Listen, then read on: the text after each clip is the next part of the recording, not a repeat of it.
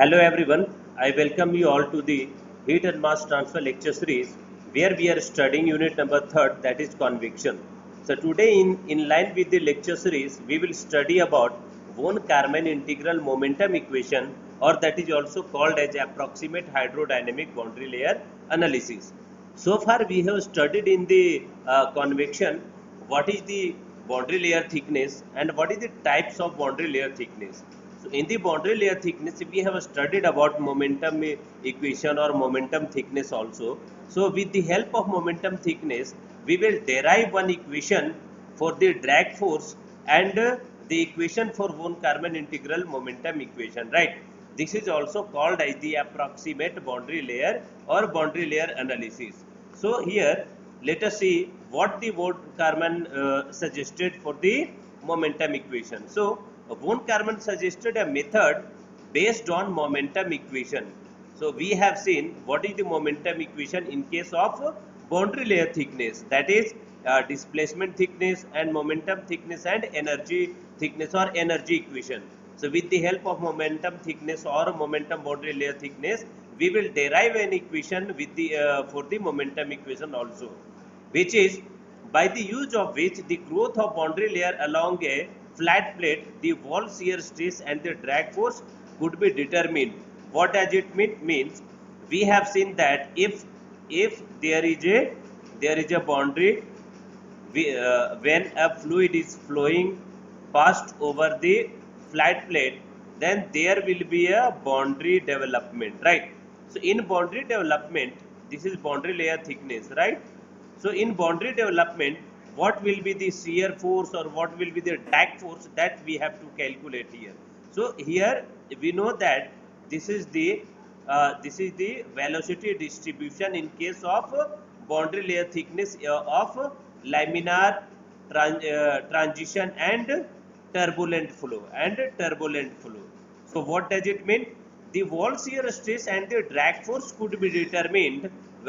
It could be determined for the laminar and turbulent boundary layer. So what is the shear force? If fluid with some velocity capital U is flowing past over a flat plate, then there will be a shear force in opposite direction of the flow of the velocity, right? So if the velocity is in this direction, then there will be a shear force or shear stress in opposite direction, and due to the shear force or shear stress, there will be a drag force which will be produced because of the flowing of this fluid over a thin flat plate, right? So that can be determined for laminar as well as turbulent flow or turbulent boundary layer. So we will see what is the flowing over a thin plate or placed at zero incidence with a free stream velocity which is equal to capital U. Consider a small element. Now we will see what is the value of, but yeah, we have seen that the mass flow rate, the rate, mass rate of fluid, the mass rate of fluid from any section is rho into u into dy, and if we are integrating this mass flow rate from this boundary layer 0 to delta, this is 0 to delta in y direction. If it is in y direction, then boundary layer thickness is delta, which can be determined or from 0 to delta. So this is the mass flow rate which can be integrated from 0 to delta. This is the mass flow rate for total. So that is the value for mass flow rate, which we have already seen in case of momentum equation or momentum boundary layer thickness, energy thickness or boundary layer thickness, right? So with the help of mass flow rate, which is the value of rho into u dy from 0 to delta, we will derive an equation for drag force and which can be used for laminar as well as turbulent boundary layer, correct? So now we will see a diagram and we will analyze all the phenomena which is being used for laminar as well as turbulent flow. So let us see what does it mean. If we have a thin smooth flat plate where a fluid is flowing past over the flat plate, with some velocity capital U. आपके पास कोई एक fluid है जिसका velocity है यानी free stream velocity, this is called as free stream velocity. अगर कोई fluid capital U free stream velocity के साथ किसी थीन स्मूथ फ्लैट प्लेट के ऊपर फ्लो कर रहा होगा तो एक बाउंड्री लेयर क्रिएट होगा, बाउंड्री लेयर का एक ग्रोथ होगा, and that boundary layer is denoted by this one or this curve. So this is the boundary layer, right? And this will be the boundary layer thickness, correct? Suppose there is a boundary layer thickness A to D, AD at this section which is at distance x from the leading edge. This is the leading edge. So from the leading edge, if there is a distance x and the elementary thickness is dx, and at the elementary thickness, that is x plus dx, there will be some another boundary layer which is BC, where it is BC. So there will be a section, which can be denoted by A, B, C and D. And if we are putting aside this value or this boundary layer thickness which has been developed as A, B, C, D, and the enlarged view of this A, B, C, D has been given in this diagram, right? तो यहाँ पर हमने क्या किया कि जो आपका AD boundary layer ये वाला और BC बाउंड्री लेयर को हमने यहाँ पर एनलार्ज व्यू में डिनोट किया है, तो ये आपका A, B, C और D बन करके आ गया है, correct.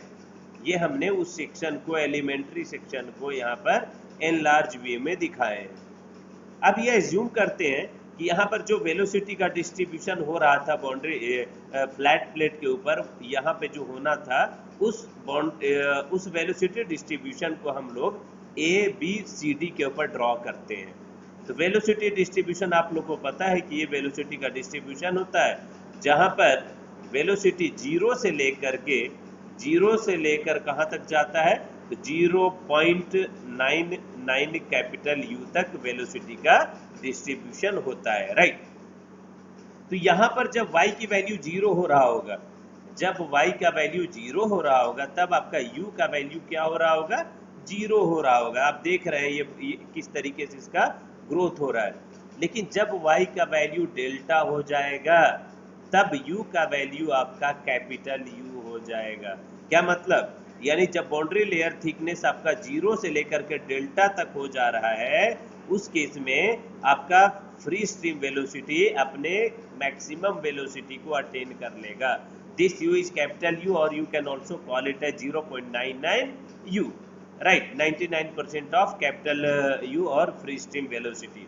So what will happen if fluid is being flowing past over a flat plate? There will be a shear stress in opposite direction. So this is the shear stress tau naught which is being developed in the opposite direction, and because of this there will be some momentum generated or drag force generated in the opposite direction also. So what will happen if, so here we can say that if there will be mass entering at the section AD, there will be some mass which is being entered at section AD and which is given by mass at AD, which is given by 0 to delta rho u dy, correct? So what will be the mass leaving from the point BC? So here mass leaving from the BC will be the total mass which is being entered at the section AD plus rate of change of mass for the distance dx that we have already seen in case of three-dimensional rectangular heat transfer, cylindrical heat transfer coordinate system, and in case of spherical coordinate system that we are very much familiar with, right? So here mass flow rate from the section BC will be the mass which is being entered at section AD plus rate of change of that mass which is being covered for the distance A to B. Correct. So this will be rho u dy 0 to delta plus d by dx for distance dx. Here it is changing for the distance dx. This one ये distance dx के लिए mass flow का change क्या होगा, तो d by dx of किसका change, जितना आपका एंटर किया है मास वही आपका यहाँ पे चेंज होगा. तो d by dx of integral 0 to delta rho u dy, this value, the original value, or here it is the original value. So d by dx of this value for the distance dx. This is the rate of change of mass for the distance dx. So here it is the mass which is leaving out from the section BC can be calculated with the help of what is the mass entering at the section AD. So this is the mass which is being entered at the section AD or elementary entering section or inlet section, which is this one, and the mass which is being leaving from the section BC can be calculated with the help of the total mass which is entered at section AD plus a rate of change of that particular mass AD for the distance dx, for the distance dx. Correct. So this is the mass entering and mass leaving from the elementary section A, B, C and D. Now we will see what will happen for the momentum.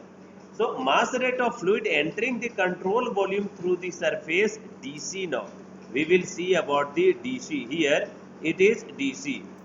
आप यहाँ पे देख रहे हैं कि DC हमारा कौन सा सेक्शन है, तो DC is this one, ये वाला सेक्शन आपका यहाँ पे DC है.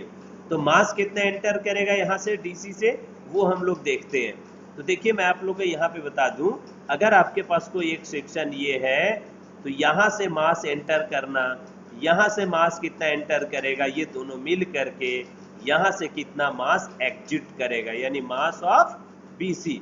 Here mass of BC will be equal to mass which is being entered from this section plus mass which is being entered from this section. यहाँ से मास कितना enter करेगा वो प्लस मास यहाँ से क्या एंटर करेगा वो, दोनों मिल करके यहाँ से मास आपका एग्जिट हो रहा होगा. This will be the mass balance equation here, right? Now let us see what is the mass which is being entered at the section, that is DC. So mass rate of fluid entering the control volume through this surface DC will be mass rate of fluid through BC minus AD. Means if we have a rectangular section, we have a section like this. So here it is A and this is D. Upper section is D. A, B, C and D. यहाँ से आपका कुछ मास enter कर रहा होगा, suppose ये mass of AD है, यहाँ से आपका मास एंटर करेगा, मास ऑफ DC है, यहाँ से मास आपका BC है, ये है आपका mass of BC. What will happen? So mass entering at AD plus mass entering at DC will be equal to mass leaving at BC. So mass at DC can be calculated with mass leaving minus mass AD. यही equation यहाँ पर लिखा हुआ है. और mass of DC फिर क्या आएगा, तो ये कैलकुलेट करने के लिए मास ऑफ BC हमने कैलकुलेट कर लिया है. वो क्या था, d by dx of 0 to delta rho u dy for dx minus of ये एंटर कितना किया वो और उसका रेट ऑफ चेंज. ये देखें यहाँ पे देखते हैं, तो मास ऑफ BC क्या था, अभी जस्ट हमने कैलकुलेट किया था, तो ये मास ऑफ BC है, जस्ट अभी हमने कैलकुलेट किया है. एंटर कितना किया वो plus d by dx of that entering, that is the total change. So here it is the mass for the BC minus mass of AD क्या है, तो ये वाला वैल्यू है. अब देखते हैं ये और ये आपका दोनों सेम वैल्यू है तो कैंसिल आउट हो जाएगा. आपके पास ये मास बचेगा जो कि है mass of DC. This is mass of DC. So mass of DC is d by dx of 0 to delta rho u dy of dx. Now let us see the fluid which is being entering through DC with uniform velocity capital U. अब देखिए समझिएगा, मैंने आप लोग को बताया था जब यहाँ से एक बाउंड्री लेयर का ग्रोथ होगा या बाउंड्री लेयर का जनरेशन हो रहा होगा, तो इस कंडीशन में यहाँ से जो भी एंटर करेगा ये क्या है, तो फ्री स्ट्रीम वेलोसिटी के बराबर है ऑलमोस्ट, यहाँ पर कैपिटल यू के बराबर होगा ये।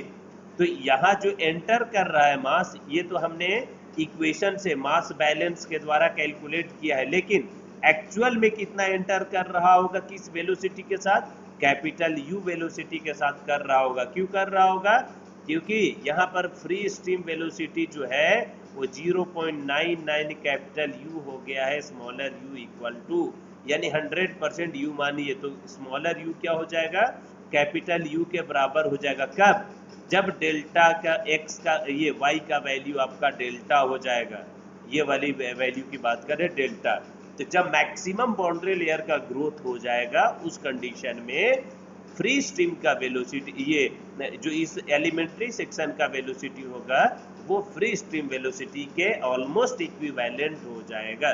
This is one of the most important insight which we can draw from here, right. So the fluid is entering through DC with the uniform velocity capital U here, right। ये अभी आपको दिखाई, यहाँ से क्या हुआ, फ्री स्ट्रीम कैपिटल U के साथ एंटर करेगा एक्चुअल में। तो in that case what will be the momentum rate of entering mass. तो यहाँ पर हमने देखा था कि AD सेक्शन, ये वाला जो सेक्शन AD है, यहाँ से मास एंटर कितना किया है, 0 से delta integral rho u square d y. अब इस मास के साथ हम मोमेंटम कैलकुलेट किए, क्या ये मोमेंटम, मोमेंटम क्या होता है तो आप लोग को पता है, मास इनटू वेलोसिटी, और वेलोसिटी कितना आपका यू है। तो मास हमने कैलकुलेट किया था 0 से delta rho into u into d y, u आपका मल्टीप्लाई हो जाएगा तो आपका हो गया यू स्क्वायर यहाँ पे, करेक्ट। अब ये हमने एंटर किया, पहले तो मास कितना एंटर किया था यहाँ से वो देख लिए, मास यहाँ से लीव कितना किया वो देखे, मास यहाँ से एंटर कितना किया वो देखे। अब हम लोग देखें मोमेंटम कितना एंटर किया यहाँ से कितना मोमेंटम हो रहा होगा और कितना मोमेंटम बाहर जाएगा, ये दोनों इक्वेशन हमें मिल जाएगा, करेक्ट। अब देखते हैं momentum rate of fluid living the control volume x, यानी कि आप BC से यहाँ से मोमेंटम क्या हो रहा होगा जो बाहर जाएगा, तो मोमेंटम आपका u से मल्टीप्लाई कर देंगे सिंपली। जो इक्वेशन आया था मास का, उस दोनों इक्वेशन में u के साथ मल्टीप्लाई करेंगे तो यहाँ एक स्क्वायर चढ़ेगा और एक स्क्वायर यहाँ पर चढ़ जाएगा, करेक्ट। अब तो momentum rate of fluid entering the control volume DC कितना होगा यहाँ से, तो ये मोमेंटम यहाँ का माइनस यहाँ का मोमेंटम, जिस तरीके से हम लोग कैलकुलेट किए थे वो। लेकिन एक्चुअल में क्या मोमेंटम हो रहा होगा, एक्चुअल में यहाँ पर जो मोमेंटम होगा, समझिएगा थोड़ा, एक्चुअल में जो मोमेंटम हो रहा होगा वो मोमेंटम होगा कि कितना मास वहां से एंटर किया था, तो यही मास था आपका, मास DC इतना है और वेलोसिटी कितना था, तो फ्री स्ट्रीम वेलोसिटी के बराबर कैपिटल U, वही वैल्यू यहाँ पर लिखा गया, d by d x of 0 से ये हुआ, कैपिटल U के साथ मल्टीप्लाई किए। क्यों कैपिटल U, क्योंकि यहाँ पर जो फ्री स्ट्रीम का वेलोसिटी है ये आपका कैपिटल U है, तो जिस वेलोसिटी के साथ एंटर करेगा वही आपका मोमेंटम के वहां से मोमेंटम की वैल्यू होगा, ये करेक्ट। अब ये u यहाँ पे क्या है, तो u को हम अंदर में ले आए हैं, मल्टीप्लाई किए हैं, तो d by d x of 0 से डेल्टा रो, ये स्मॉलर u इंटू ये capital U into d y, ये dx आपका बाहर ऑलरेडी है, because velocity is capital U at the free stream velocity और at y equal to delta. Now, with the help of a momentum equation, we will calculate what is the rate of change of momentum।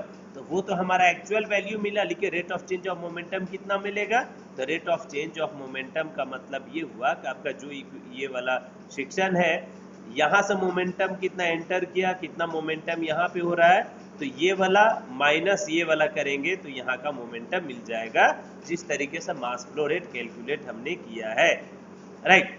तो ये देखते हैं, ये total value को हमने यहाँ पर पुट किया है, ये वाला कैंसिल आउट हो जाएगा, जब ये कैंसिल आउट होगा तो आपके पास ये वाला इक्वेशन बचेगा और ये इक्वेशन बचेगा। चूंकि डी बाई डी एक्स दोनों में है, हमने डी बाई डी एक्स को कॉमन लिया, ये जीरो से डेल्टा आपका है ही, rho e square d y minus of ये वाला वैल्यू।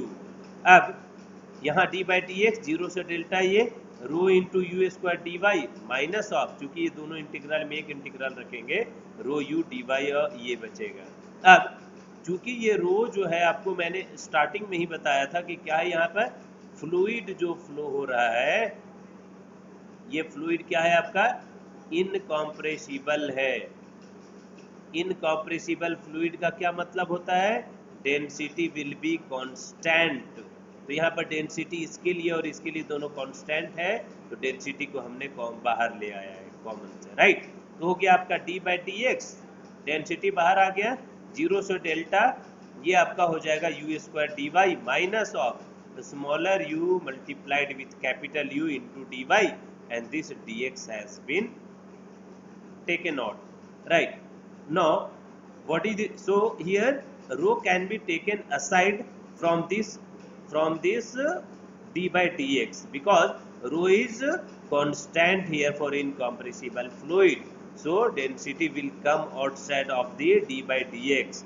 तो यहाँ पर आपका रो क्या हो गया, बाहर आ गया, और सारी इक्वेशन एज इट इज हमने यहाँ पे लिख दिया है। ये रो आपका यहाँ से बाहर आएगा, ये डी बाई डी एक्स हुआ और ये सारा इक्वेशन बना।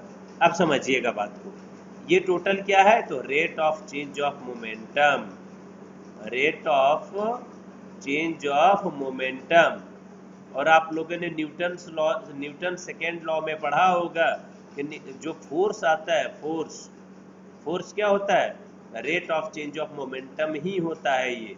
और rate of change of momentum मतलब फोर्स, लेकिन यहाँ पर फोर्स क्या होगा जी, तो यहाँ पर चूंकि ड्रैग ये शियर स्ट्रेस लग रहा है, ये शियर स्ट्रेस को फोर्स से इसको फोर्स में कन्वर्ट करना है, कितने के लिए, तो dx डिस्टेंस के लिए, और यूनिट आपका 1 है विड्थ, तो ये आपका एरिया हो गया और ये आपका हो गया शियर स्ट्रेस। तो शियर स्ट्रेस इनटू एरिया क्या होगा, तो आपका ड्रैग फोर्स देगा, this drag force is called delta F D, right. और चूंकि ये अपोजिट डायरेक्शन में है, इसलिए हम एक नेगेटिव साइन अप्लाई करेंगे। तो ड्रैग फोर्स क्या हो गया यहाँ पे, तो minus tau not into d x. Tau not क्या था, आप लोगों को ओरिजिनल डायग्राम में दिखाता हूँ। यहाँ पे ये डायग्राम देखिए, ये टॉ नॉट हमने दिखाया यहाँ पे, टॉ नॉट अपोजिट डायरेक्शन में, और यही वाले टॉ नॉट को अगर हम डी एक्स के साथ इतना डिस्टेंस इंटू यूनिट विड्थ 1 यानी एरिया dx इंटू 1 करेंगे, एरिया मिलेगा, शियर स्ट्रेस से मल्टीप्लाई किए, टोटल फोर्स मिला। ये फोर्स किसके बराबर है, तो rate of change of momentum के बराबर है आपका ड्रैग फोर्स। और rate of change of momentum कितना है, तो rate of change of momentum आपने अभी जस्ट यहाँ पर कैलकुलेट किया है, राइट। इक्वल करेंगे, सो while equalising both of the equations, that is the drag force with the help of rate of change of momentum, we will find that tau naught will be dx और dx cancel out होगा। यहाँ पे tau naught हुआ, ये रो आपका ये negative sign यहाँ पे आया, नेगेटिव ऑफ रो हो गया d by d x of as it is, जो भी वैल्यू था वो हमने यहाँ पर लिखा है, correct, rho d by d x. अब यहाँ पे ये जो आप इक्वेशन देख रहे हैं, ये नेगेटिव था तो नेगेटिव यहाँ पे जाएगा, ये पॉजिटिव बन जाएगा, ये नेगेटिव आएगा, ये वाला बन करके यहाँ पे आया है। अब यू स्क्वायर को हमने क्या किया है कि मल्टीप्लाई और डिवाइड किया है, यू स्क्वायर यहाँ लीजिए और यहाँ पर भी आप लीजिए, तो क्या होगा, यू स्क्वायर बाहर हो जाएगा, यहाँ smaller you capital you upon you square होगा, यू से यू कैंसिल होगा तो smaller u upon capital you बचेगा। यहाँ पर आपका minus of smaller u upon capital u square ये बचेगा। अब आगे देखते हैं मोमेंटम इक्वेशन से कैसे इसको हम इक्वेट करेंगे। तो this will become tau not equal to rho into u square. यहाँ देखिए इक्वेशन में अभी जस्ट बताए रो रहेगा, ये यू स्क्वायर आपका बाहर आ जाएगा, यहाँ से बाहर। क्यों बाहर होगा, क्योंकि ये कांस्टेंट हो गया है कैपिटल यू, क्योंकि फ्री स्ट्रीम का वेलोसिटी है, तो that will not gate differentiated. You square आपका बाहर होगा ये इंटीग्रल से बाहर होगा, चूंकि कांस्टेंट है तो डिफरेंशियल से भी बाहर हो गया। ये आपका रो इंटू यू स्क्वायर बचा यहाँ पर, ये रो इंटू यू स्क्वायर जो बचा यहाँ, ये रो इंटू यू स्क्वायर, और ये वाला इक्वेशन यहाँ पे साथ में आएगा, कौन सा, दिस वन जो आपका था वहाँ वही। अब यहाँ देखिए ये रो स्क्वायर को हम रो इंटू यू स्क्वायर को डिवाइड किए here, this will be tau not upon rho into capital u square which is being equal to d by dx of integral 0 to delta smaller u upon capital U into 1 minus smaller u upon capital U dy। अब अगर आप लोग को याद हो boundary layer thickness मैंने बताया था, यानी बाउंड्री लेयर थिकनेस में 3 चीज बताए थे। सबसे पहले आपका था बाउंड्री लेयर के अंदर बाउंड्री लेयर थिकनेस यानी डिस्प्लेसमेंट थिकनेस की बात कर रहे हैं सबसे पहला, दूसरा आप लोग को बताया था मोमेंटम थिकनेस, और तीसरा आपको बताया था एनर्जी थिकनेस। अगर आप लोग को याद हो इस इक्वेशन को हम लोग मोमेंटम थिकनेस बोलते हैं, और मोमेंटम थिकनेस को डिनोट करते हैं थीटा से। अगर आप लोग को याद हो तो यहाँ देखिए 0 to delta smaller u upon capital U into 1 minus smaller u upon capital U into dy, which is also called as the momentum thickness theta। ये कोई नया चीज नहीं है, हम लोगों ने बाउंड्री लेयर थिकनेस में पढ़ा हुआ है ऑलरेडी। देखिए यहाँ पर मैं आप लोगों को दिखाता हूँ बाउंड्री लेयर थिकनेस में थीटा के वैल्यू जो है मोमेंटम थिकनेस, ये रहा मोमेंटम, ये देखिए थीटा इक्वल टू 0 से delta smaller u upon capital u into 1 minus smaller u upon capital u into d y, this is called the momentum thickness theta. ये आप लोग को मैंने पहले बताया हुआ है। इसको हम थीटा से रिप्लेस करेंगे। जब इसको थीटा के साथ रिप्लेस करेंगे तो आपका फाइनल इक्वेशन क्या बन करके आएगा, ये इक्वेशन आपको एग्जाम के लिए काफी इंपॉर्टेंट है। सो डी बाई डी एक्स तो आपका रहेगा ही, ये वाले इक्वेशन को हम थीटा से रिप्लेस करेंगे तो बन जाएगा यहाँ पर थीटा। मतलब final equation will become tau not upon rho into capital u square equal to d theta upon d x. This is called as the von Karman momentum equation और approximate momentum equation। So this is the von Karman momentum equation for boundary layer when it is flowing and is used to find out the frictional drag, that is FD। यहाँ पे tau naught की बात कर रहे हैं on smooth flat plate for both laminar and turbulent boundary layer। So this equation is evident or important for turbulent as well as laminar boundary layer thickness, means when Reynolds number is less than 5 into 10 to the power 5 and when it is greater than 5 into 10 to the power 5, so it is applicable for both of the conditions, right? So and now we will apply this for boundary layer when y is 0, u equal to 0, you know that already।